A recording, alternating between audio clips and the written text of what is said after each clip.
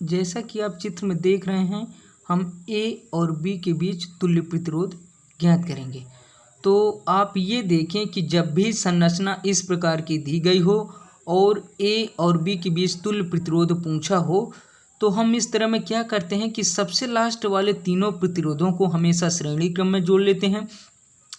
तो जब हम इस प्रतिरोध को और इस प्रतिरोध को और इस प्रतिरोध को श्रेणी क्रम में जोड़ लिए और इनका मान लिया कि रिजल्टेंट R1 है, तो R1 इस प्रकार से हमारा 3 ओम आ गया। अब देखो आप यहाँ ये कि जब हम इन तीनों को जोड़ लिए हैं तो इनका तीनों का प्रतिरोध 3 ओम आया, जो कि एक क्षण के रूप में हो जाएगा, जो यहाँ आपको दिखाई दे रहा होगा कि 3 ओम का। तो अब ये 3 ओम और ये 2 ओम दोनों ही समांतर क्रम में हमें दिखाई दे रहे हैं। तो अब हम इन्हें जब हम इनका रिजल्टेंट निकालेंगे तो वो किस नियम से निकालेंगे? समांतर क्रम से। तो अब हम यहाँ इन दोनों को समांतर क्रम का नियम लगाकर दोनों का रिजल्टेंट निकालें, जिसे इस रिजल्टेंट को हमने मान लिया कि R3 है।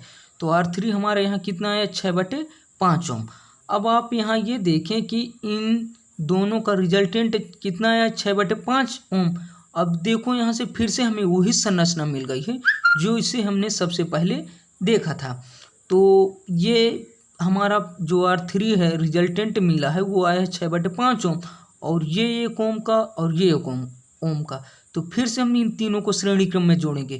तो जब हम इन तीनों को श्रेणी क्रम में जोड़ लिए हैं और इस बार हम ये मान रहे हैं कि इन तीनों का रिजल्टेंट R4 है, तो R4 हमारा यहाँ भैया जोड़ने पर आया 11/5 ओम।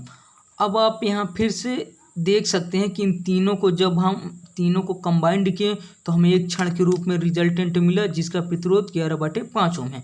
अब ये 11/5 ओम का प्रतिरोध और ये 2 ओम का प्रतिरोध फिर समांतर क्रम में है, तो इन्हें हम फिर से समांतर क्रम में जोड़ लिए और इस प्रकार से समांतर क्रम में जोड़ने पर इनका मान लिया हमने कि रिजल्टेंट कितना है? R5। तो R5 हमारा यहाँ कितना आ गया? 11/21 ओम। अब ये 11/21 ओम और इन तीनों को फिर से हमें श्रेणी क्रम में जोड़ना है। तो इन तीनों को हम जब भी श्रेणी क्रम में जोड़ेंगे भी, चूंकि हमने सबसे पहले यही पढ़ा है कि अगर इस प्रकार संरचना दी गई हो तो लास्ट वाले हमेशा श्रेणी क्रम में जोड़ेंगे। तो इन्हें हम श्रेणी क्रम में जोड़ेंगे और इसका इन तीनों का जो रिजल्टेंट आएगा उसे हमने मान लिया कि R6 है। तो R6 इस प्रकार से हमारा कितना आ गया? 53/21 ओम। अब आप ये देखिए कि हाँ ये 1 ओम का और ये 11/21 ओम का और ये 1 ओम का तीनों का जब कंबाइंड हुआ तो एक क्षण के रूप में परिणाम मिला, जिसका परिणाम 53/21 ओम है। अब यहाँ आप ये देख रहे होंगे कि ये 53/21 ओम और ये 2 ओम का प्रतिरोध फिर से समांतर क्रम में है, तो हम इसे फिर से समांतर क्रम के नियम से जोड़ेंगे। तो जब हमने इन दोनों को फिर से समांतर क्रम का नियम लगाया तो इन दोनों का इस बार जो रिजल्टेंट आएगा उसे हमने मान लिया R7।